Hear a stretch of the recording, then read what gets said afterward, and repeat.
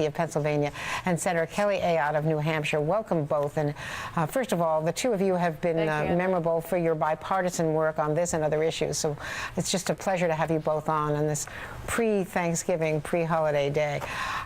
First to you, Senator Ayotte, the work on women in Afghanistan, we can see this all evaporate. We saw Hillary Clinton and Laura Bush, speaking of bipartisanship, recently at a conference on this very subject. Right. This is something Madeleine Albright pushed for when she was Secretary of State. You know, how do we make sure that women's rights and their representative rights in the Parliament, as well as education for women and other rights for women, women in business, are not completely blown up by a failure of this kind of agreement?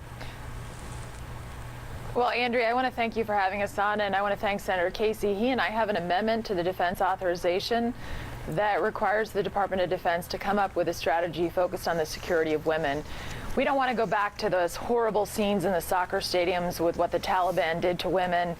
And the reality is Afghanistan cannot succeed without women having security in the country, having economic opportunity, having the opportunity to have an education.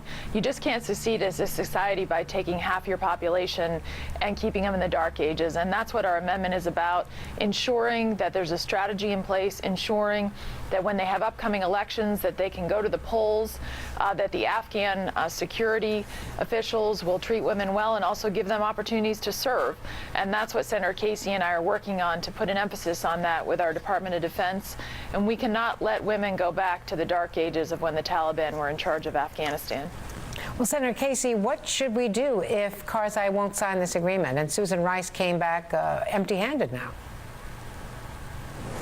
Well, Andrea, I think we have to push very hard to get an agreement, because what we want to make sure is that the contribution and the sacrifice made by our fighting men and women, and really our taxpayers as well, that the policies that were put in place, that the structures put in place will be enduring even when our troops aren't on the ground, so to speak.